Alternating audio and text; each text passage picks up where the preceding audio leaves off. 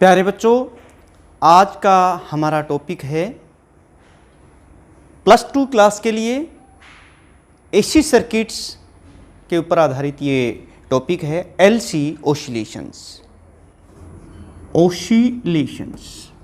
इसके लिए पहले कुछ बेसिक चीज़ें हैं वो हमें पढ़नी होंगी, जैसे टैंक सर्किट क्या होता है। हम पहले टैंक सर्किट की बात करेंगे।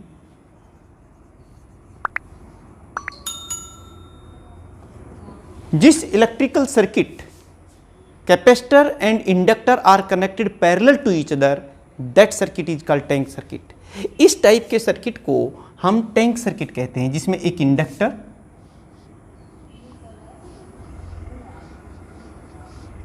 और एक कैपेसिटर एक दूसरे के पैरेलल में कनेक्ट होते हैं, like this. Such electrical circuit is called tank circuit. दूसरी बात, हमें पिछले लेक्चर्स में आपको बताया था कि एनर्जी स्टोर इन कैपेसिटर कितनी होती है। देखिए, सपोज कीजिए कि हमारे पास एनर्जी स्टोर इन कैपेसिटर, इसका क्या फार्मूला आया था। एनर्जी स्टोर्ड इन कैपेसिटर, जो एनर्जी थी में कैपेसिटर में एनर्जी स्टोर होती, कितनी एनर्जी स्टोर होगी, that will be given by this. Inductor है that also store the energy in the form of magnetic energy, यानी कि आप ये कह सकते हैं magnetic energy stored in inductor.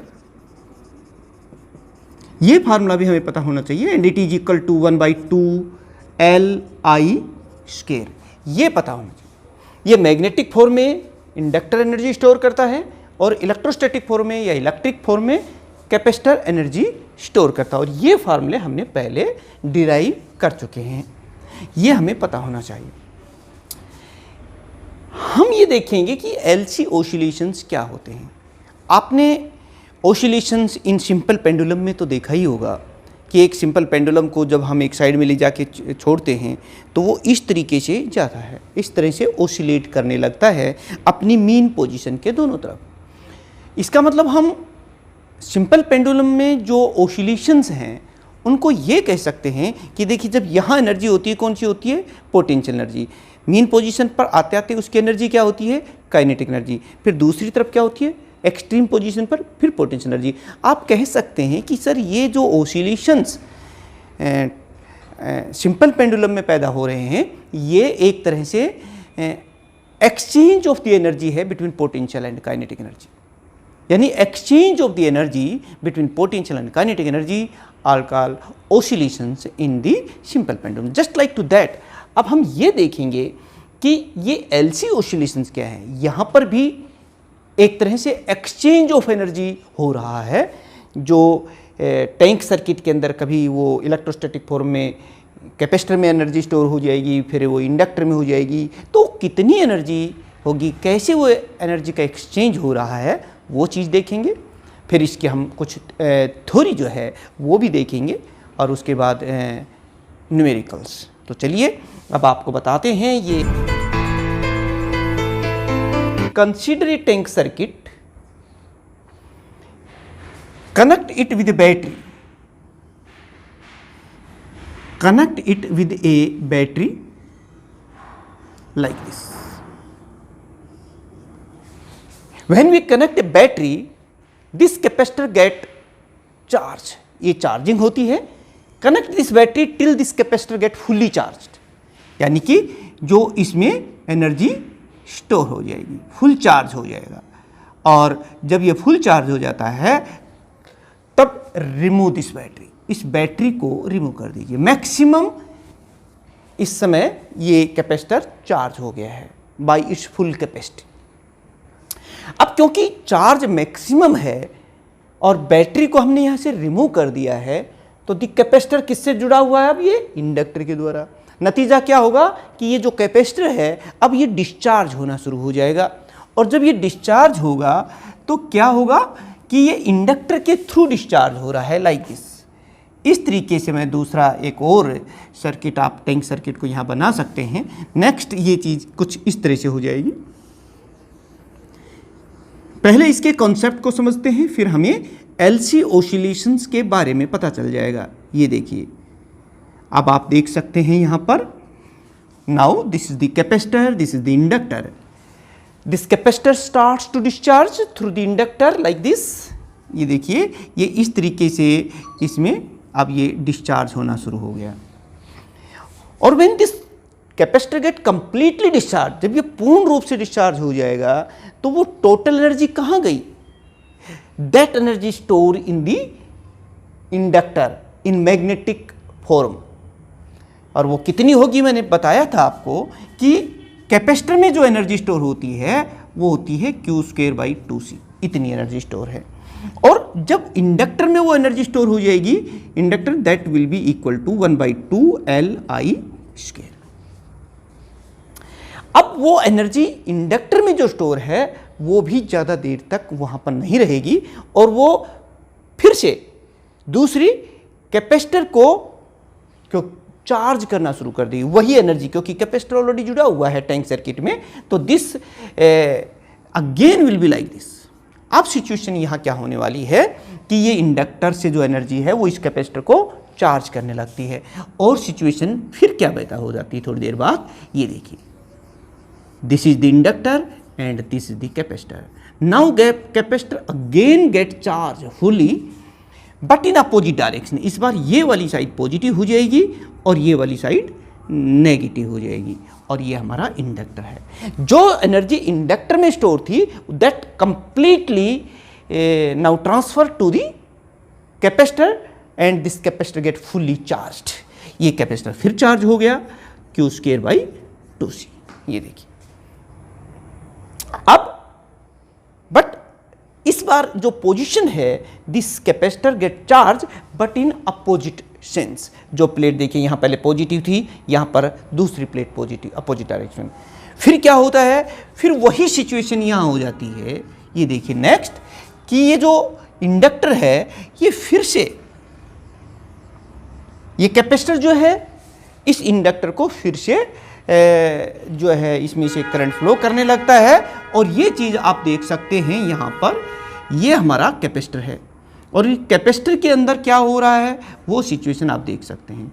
जो सिचुएशन आप यहाँ देख रहे हैं कि इस इंडक्टर के अंदर वो एनर्जी स्टोर हो जाएगी लाइक दिस, और कैपेसिटर धीरे धीरे डिस्चार्ज होना शुरू हो जाता है और जो है इंडक्टर में वो एनर्जी मैग्नेटिक फॉर्म में स्टोर हो जाएगी 1/2LI²। इस तरीके से वो एनर्जी स्टोर हो गई। अब आप क्या देख रहे हैं कि जो एनर्जी कैपेसिटर में थी इंडक्टर में ट्रांसफर हो गई, जो इंडक्टर में थी वो फिर कैपेसिटर में आ गई और जो कैपेसिटर में थी वो फिर से इंडक्टर में चली गई। और इस तरह से एनर्जी का एक्सचेंज हो रहा है between capacitor and inductor. This exchange of the energy is called LC oscillations. आप इसको इस तरीके से कह सकते हैं। ये देखिए, what are the LC oscillations? The exchange of the energy, the exchange of energy between capacitor and inductor is called LC oscillations.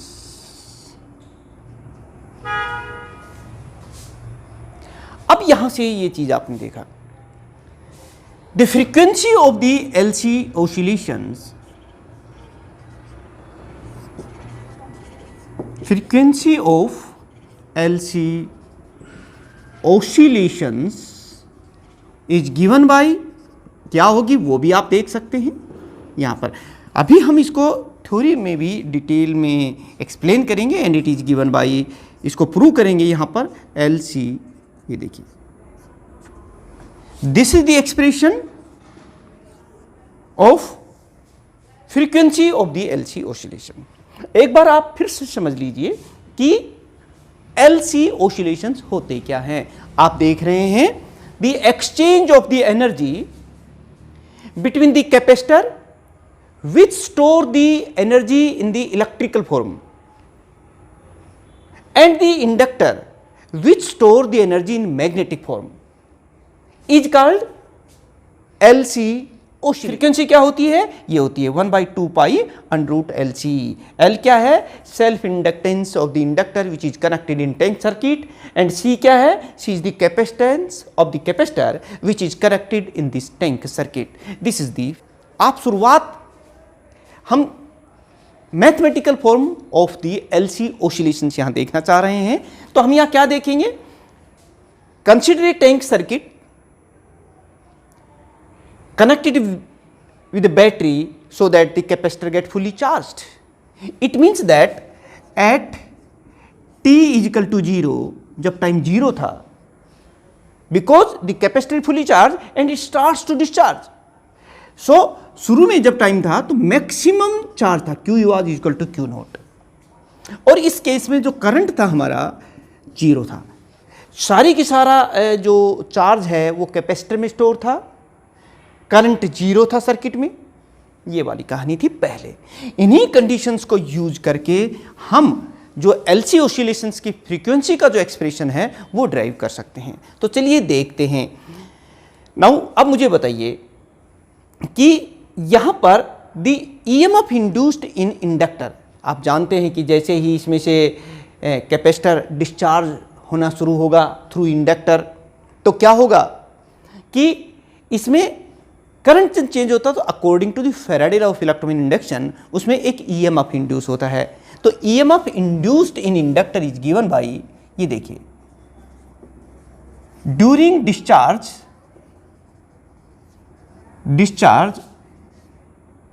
of capacitor through inductor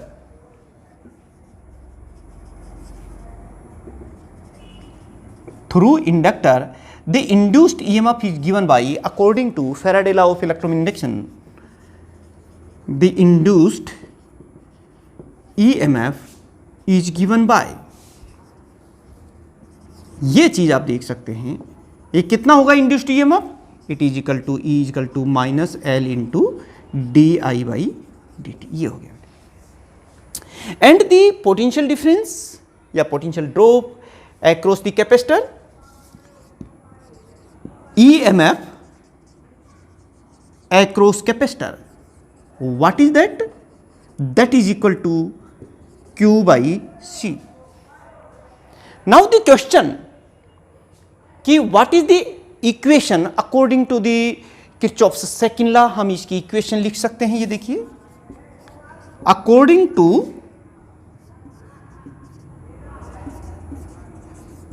Kirchhoff's second law, यहां पर हम किरचॉफ सेकेंड लॉ लगा रहे हैं, तो कौन सी equation बनेगी? आप एक लूप बन रही है यहां पर, लूप लॉ आप लगा सकते हैं यहां पर, तो क्या हो जाएगी? ये देखिए, minus L into DI/dt, this is the EMF across the inductor, जैसे आपने देखा था जो डेवलप हुआ था, and it is equal to plus Q/C and it is equal to 0। This is the equation, and this equation can be written like this कि L थोड़ा सा हम माइनस साइन ले रहे हैं, DI/dt और minus Q/C and it is equal to 0। इस equation में हमने माइनस साइन यहाँ कॉमन ले लिया है, और ये चीज़ अब आपने देखी है। एक चीज़ आप और जानते हैं, हम जानते हैं कि I क्या होता है? I is equal to dQ/dt। ये देखिए, I क्या होता है? dQ/dt। क्योंकि यहाँ पर डिस्चार्जिंग ऑफ कैपेसिटर हो रहा है तो करंट डिक्रीज कर रहा है, तो यहाँ डिस्चार्जिंग के लिए हम नेगेटिव साइन ले रहे हैं। Now this equation becomes here, आप बताइए इक्वेशन क्या बन जाएगी?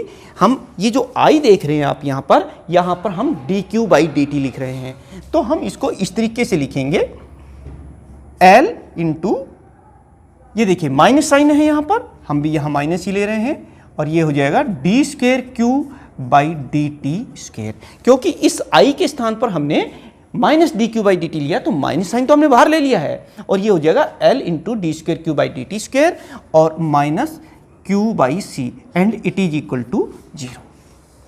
अब इन दोनों में से आप नेगेटिव साइन कॉमन लेकर के इसको कैसे लिख सकते हैं, L into D square Q by D T square plus Q by C is equal to 0। मैंने माइनस साइन कॉमन लिया और कैंसिल हो गया दोनों तरफ, ये हो गया। इसको आप इस तरीके से भी लिख सकते हैं, D square Q by D T square plus Q by L C is it is equal to 0। ये चीज़ आप यहाँ लिख सकते हैं।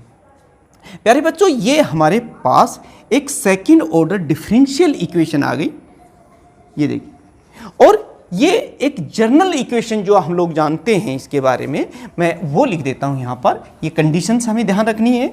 ये जो इक्वेशन है ये हो जाएगी D square Q by D T square plus Q, ये देखिए बेटे, ये वही तो इक्वेशन है, omega square Q is equal to 0। ये चीज़ इक्वेशन होगी। ये सेम टू सेम जो है ये हमारे पास इक्वेशन है।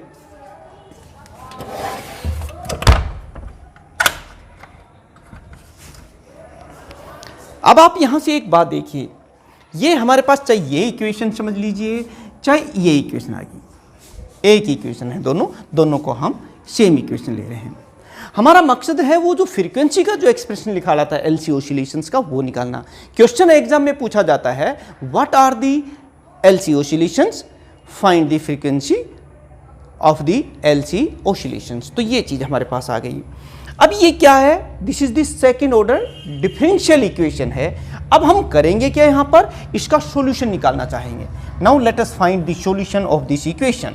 ये जो इक्वेशन हमारे पास है, चाहे आप इस इक्वेशन को ये कह दीजिए D Q square by D T square और plus Q by L C is equal to 0, एक ही बात है दोनों।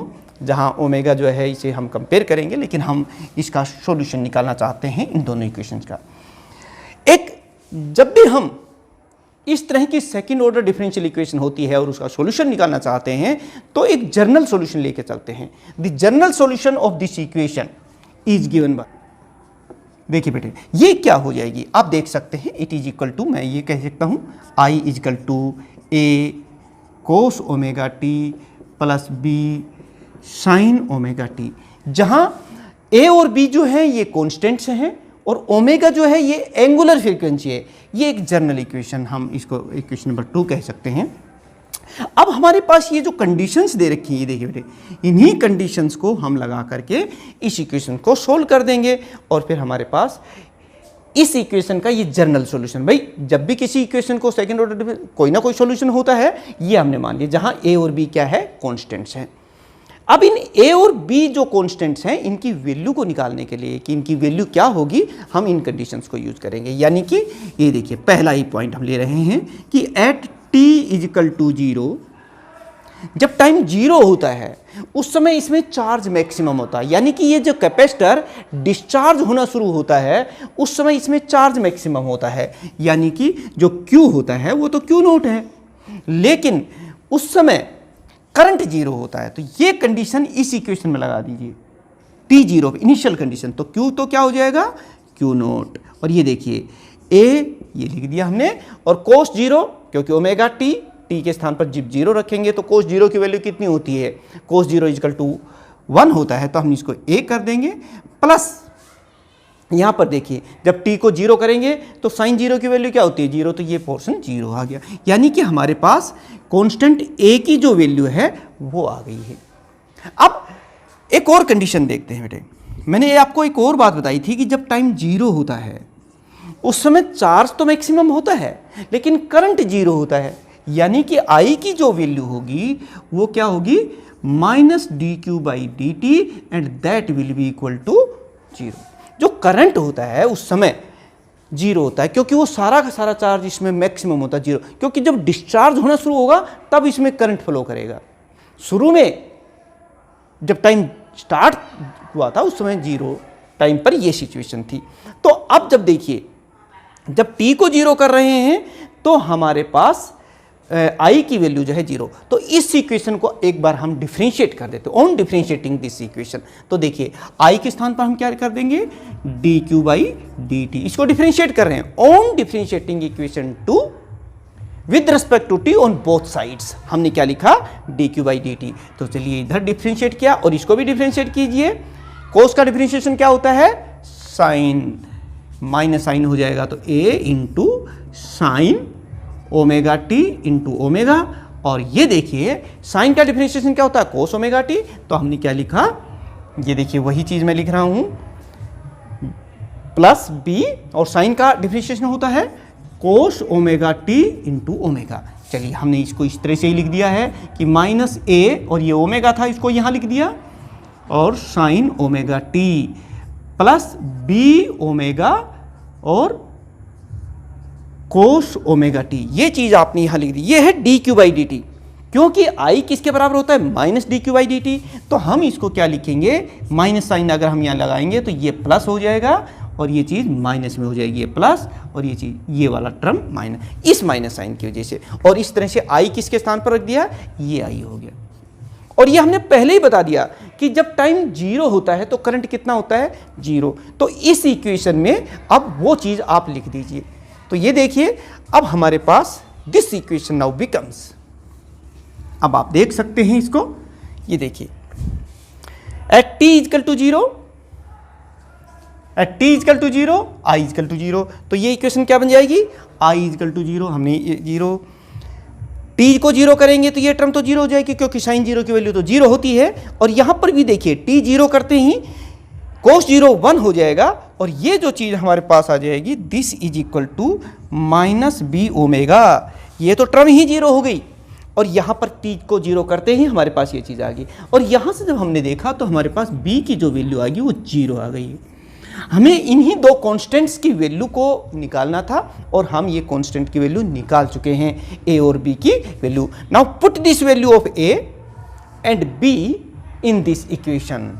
तो हम क्या लिखेंगे, आप खुद देखिए, a और b की वैल्यू जब हम लिखेंगे तो ये इक्वेशन क्या हो जाएगी, this is equal to q, और यहाँ पर a के स्थान पर हम q नॉट लिख रहे हैं, ये देखिए, और फिर ये क्या लिख दिया हमने, कोस ओमेगा टी, और ये b तो 0 हो गया है, तो फिर ये, तो this is the solution of this equation. और आप देख रहे हैं कोस ओमेगा टी एक तरह से ओसिलेटरी आएगी, कोस 0 1 करेंगे तो q नोट के बराबर हो जाएगा, 90 करेंगे कोस 90 तो q की वैल्यू 0 हो जाएगी, 180 पर फिर माइनस हो जाएगी। यानी कि जो ओसिलेशंस है इस तरह से इक्वेशन आएगी, वो कितनी हो जाएगी वो आप जान सकते हैं, that is equal to omega square, and omega square is equal to, अभी अभी आपने देखा था 1/LC। क्यों हमने कंपेयर किया था इसको, ये तो सॉल्यूशन है, और जो इक्वेशन ये हमने किसके स्थान पर लिखी थी एक बार फिर देख लीजिए, d²/dq² plus 1/LC q equal to 0। जब इन दोनों को कंपेयर किया तो ओमेगा स्क्वायर हमने किसके स्थान पर रखा था, 1/LC के स्थान पर रखा था। तो ओमेगा कितना होगा वो अब आप निकाल सकते हैं, that will be equal to this, but we know that omega is equal to 2 mu, और म्यू है frequency of the LC oscillations, जो थोड़ी देर पहले मैंने आपको बताया था वो फ्रीक्वेंसी अब देखिए कितनी आ गई, the frequency of the oscillations mu is equal to, इस पूरे सॉल्यूशन के साथ इक्वेशन को हमने कैसे किया है वो देख सकते हैं, म्यू इज इक्वल टू 1 और 2π√LC हर्ट्ज। तो प्यारे बच्चों ये जो है this is the expression of frequency of LC oscillations. अब हमें यह क्या पता होना चाहिए था, जो क्वेश्चन 3 नंबर में पूछा जाएगा या फिर कॉम्पिटिटिव एग्जाम्स में इन पर आधारित कुछ न्यूमेरिकल्स या कॉन्सेप्ट बेस्ड क्वेश्चन पूछे जाएंगे, वो क्या होते हैं, वो यही होते हैं कि एलसी ओसिलेशंस होते क्या हैं। और आप क्या बताएंगे, the exchange of the energy between the inductor which store the magnetic form and the capacitor which store the electric energy form is called LC oscillations, and the frequency of the oscillations is given by this। अब यहां पर बेटे एक और important point थोड़ा सा आप लोग एक्सप्लेन कर सकते हैं। मैं एक एग्जांपल लेके चला था आपके पास, एलसी ओसिलेशंस में सिंपल पेंडुलम का, कि जब हम सिंपल पेंडुलम की बात करते हैं इस तरीके से, ये देखिए ये एक्सट्रीम पोजीशंस हैं, और जब आप इसको ऐसे, ये एक्सट्रीम पोजीशन है, फिर ये दूसरी एक्सट्रीम पोजीशन और ये मीन पोजीशन है। ये क्या है? ये मीन पोजीशन है बेटे, और ये दोनों एक्सट्रीम पोजीशंस हैं। यहाँ पोटेंशियल एनर्जी जीरो, वो यहाँ पोटेंशियल एनर्जी एक्सट्रीम पोजीशन पर मैक्सिमम होती है, धीरे धीरे वो पोटेंशियल काइनेटिक में बदल जाती है, और फिर पोटेंशियल में बदल जाती है, और इस तरह से पोटेंशियल और काइनेटिक एनर्जी के बीच में एक्सचेंज हो रहा है, और उन्हें ही हम ओसिलेशंस कहते हैं अपने सिंपल पेंडुलम में। अब बात ये आती है कि एक बार जब सिंपल पेंडुलम को हम छोड़ देते हैं तो वो इस तरह से ओसिलेट करने लगता है, धीरे धीरे उसका एम्पलीट्यूड जो है वो कम होने लगता है।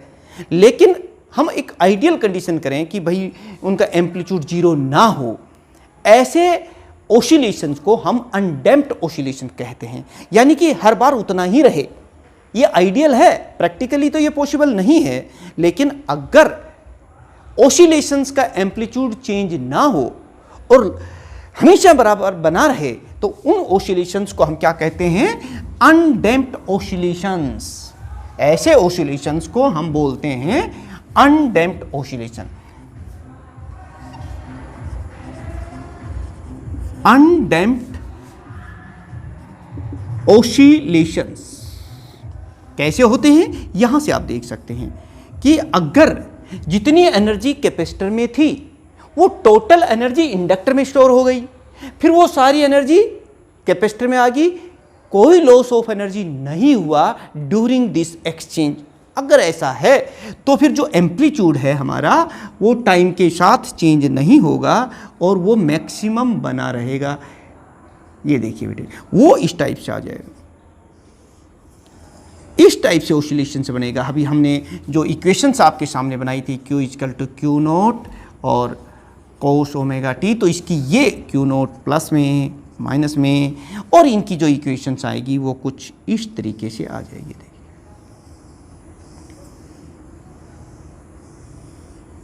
ये बन जाएगा इस तरह के oscillation. When the amplitude of the oscillations does not change with time, when the oscillations are called undamped oscillation। ये आइडियल कंडीशंस हैं, ये पॉसिबल नहीं है फ्री ओसिलेशंस में। ये तभी पॉसिबल होता है जब हम बाहर से एनर्जी उनको सप्लाई करते रहें, जितना लॉस हो उतनी एनर्जी और सप्लाई कर दें, या जो सिंपल पेंडुलम में था बाहर से उसको पुश करते रहें ताकि एम्पलीट्यूड उतना ही मेंटेन रहे। लेकिन अपने आप ऐसा नहीं होगा। अपने आप तो क्या होता है कि जो एनर्जी कैपेसिटर में स्टोर थी, जब वो इंडक्टर में ट्रांसफर होगी इस वायर के द्वारा, तो loss of energy will take place in the form of heat etcetera. तो फिर क्या होगा? जो ओसिलेशंस का एम्पलीट्यूड है वो धीरे धीरे कम होना शुरू हो जाएगा और फिर जीरो हो जाएगा, और इस तरह के ओसिलेशंस को हम कहते हैं डैम्प्ड ओसिलेशंस। डैम्प्ड ओसिलेशंस कैसे होता है वो देख लीजिए बेटे एक बार। अब इसमें ये ओमेगा टी हम ले रहे हैं, और ये देखिए अब आप थोड़ा सा ध्यान से देखिएगा। ये देखिए हर बार हर ओसिलेशंस के बाद इसका एम्पलीट्यूड जो है वो घटता चला जा रहा है और फिर जीरो हो जाता है। Such oscillations are called damped oscillations. तो ये आइडिया भी हमें पता होना चाहिए। तो प्यारे बच्चों, आपको जरूर इन बात का पता चल गया होगा कि एलसी ओसिलेशंस होते क्या हैं और ओसिलेशंस कितने तरह के होते हैं, और what is the theory of the LC oscillations. कितना आपने पढ़ा है, इस फार्मूले के बारे में आपने कितना जाना है, इस पर आधारित न्यूमेरिकल्स भी पूछे जा सकते हैं। चलिए मैं आपको एक न्यूमेरिकल दे ओसिलेशन पर। अभी तक जो आपने पढ़ा है उसी में ही है। Calculate the wavelength of the radio waves in A circuit having capacitor this and the inductor this in series. जो अभी हमने कहा था ना, वो टैंक सर्किट में ये दोनों है। तो चलिए कर दीजिए न्यूमेरिकल। ये किस टाइप का है मैं आपको बता देता हूँ। इसमें ये एक इंडक्टर है, फिर से थोड़ा आइडिया आपको लग जाएगा। जिसका सेल्फ इंडक्टेंस आपको पता होना चाहिए, ये और ये एक कैपेसिटर है। ये देखिए बेटे, ये सी है। जो चीज़ गिवन है वो देख लीजिए। यहाँ जो जो चीज़ आपको दे रखी है, एक इंडक्टर दिया हुआ है 8 × 10⁻⁻6 हेनरी, माइक्रो हेनरी ना, 8 माइक्रो हेनरी है। और यहाँ पर सी भी दे रखा है, ये देखिए सी कितना है 0.02 माइक्रो फेराड। तो माइक्रो की वजह से हम -6 फेराड कर देते हैं। ये बेटे मुझे नहीं लगता कि अब आपको क्या करना है, वेवलेंथ निकालनी है, यानी कि वेवलेंथ कितनी है वो निकालनी है। वेवलेंथ हम कब निकाल सकते हैं, जब हमें फ्रीक्वेंसी का पता हो। और फ्रीक्वेंसी का फार्मूला तो हम पहले से ही जानते हैं, वी नो। तो बेटे ये लगा लिया होगा आपने। और फ्रीक्वेंसी का जो फार्मूला अभी आपने देखा था 1/2π√LC, ये है। बस इसमें ये वैल्यूज रख दीजिए और सोल्व कर दीजिए। आप इसको इस तरह से कर सकते हैं, 1/2π, पाई के जगह भी आप 22/7 रख सकते हैं। और ये इसके रूट में है, थोड़ी सी कैलकुलेशन रूट्स की होगी वो आप कर सकते हैं। एल की वैल्यू देखिए 8 × 10⁻⁻6 × 0.02 × 10⁻⁻6, ये हो गया है। और जब आप इसको सोल्व कर लीजिएगा, समय लगेगा थोड़ा सा, क्योंकि ये 3 को करके पावर्स की जब हम बात करेंगे तो इसको आप सोल्व कर सकते हैं। और ये लगभग जो फार्मूला आएगा, लगभग आप देखना 98 × 10 की पावर कुछ इस तरह से आ जाएगी। इतने हर्ट्ज के करीब ही आना चाहिए रिजल्ट। आप एक बार सोल्व करके देखेंगे तो ये आ जाएगा। अब लेकिन हमें तो वेवलेंथ निकालनी है। तो वेवलेंथ का फार्मूला क्या होता है वो आप जानते हैं कि रेडियो वेव्स जो होती हैं ये वेलोसिटी ऑफ लाइट से चलती हैं। तो वेवलेंथ और फ्रीक्वेंसी में क्या रिलेशन होता है, c = μ, ये होता है ना।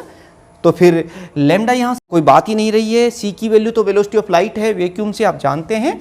तो वो वैल्यूज यहाँ रख दीजिए और वेवलेंथ का फार्मूला आपके पास आ जाए। c कितनी है 3 × 10⁸। क्यों? क्योंकि ये वेलोसिटी ऑफ लाइट है। और म्यू कितना है ये हमने अभी निकाला है, इसकी वैल्यू यहाँ रख दीजिएगा 3.98 × 10⁵। थोड़ा सा इसको सोल्व कर लीजिएगा। जब आप इसको सोल्व करेंगे लगभग जो है ये इतना आ जाएगा। जब आप देखना इसको 7.54 × 10⁻⁻2 के करीब जो है, क्योंकि ऊपर 8 है पावर, नीचे 5 है, तो ये इतने मीटर, ये लगभग आंसर आएगा। आप देखना सोल्व करके खुद। तो प्यारे बच्चों ये फार्मूला हमें याद रखना था एलसी ऑसिलेशंस के ऊपर, क्योंकि यही एक्सप्रेशन है हमारा। इसमें आइडियल लेके चले हैं, रेजिस्टेंस को यहाँ 0 लिया है, हालांकि ये पॉसिबल होता नहीं है। ये वाला फार्मूला तभी होता है जब हम प्योर इंडक्टर और प्योर कैपेसिटर की बात कर रहे होते हैं जो उस टैंक सर्किट में जुड़ा हुआ है। और प्यारे बच्चों ऐसे और भी आप न्यूमेरिकल्स की प्रैक्टिस करना। कमिंग जो वीडियोज होंगे, कमिंग जो लेक्चर होंगे, हम उस पर काफ़ी न्यूमेरिकल्स और कुछ और क्वेश्चंस भी करने की कोशिश करेंगे प्रैक्टिस के तौर पर। लेकिन तब तक जो है आप अपने लेवल पर अपनी बुक की सहायता से एलसी ऑसिलेशन के इस कंसेप्ट को देख करके और पढ़ें, देखें। ये बहुत ज़रूरी है आपके लिए। जब आप मेहनत करेंगे तो कहते रहें भगवान को भी फल देना ही होता है, कर्म का फल ज़रूर मिलता है। तो मेहनत आप कीजिए। और अगर आपको समझ में आ गया है तो इस वीडियो को अपने दूसरे जो साथी हैं उन तक भी आप शेयर कर सकते हैं। और प्यारे बच्चों नेक्स्ट वीडियो हमारा बहुत ही महत्वपूर्ण रहने वाला है। लेक्चर जो है वो होगा हमारा ट्रांसफार्मर पर, जिसमें हम ट्रांसफार्मर के बारे में कंप्लीट जानकारी लेंगे जो कि बहुत ही इम्पोर्टेंट है। और तब तक पूरा वीडियो को देखने के लिए, मेहनत के लिए आपका बहुत बहुत धन्यवाद। और इस वीडियो को अगर आपने अभी तक भी सब्सक्राइब नहीं किया है तो वो भी कर लीजिए। Thank you very much.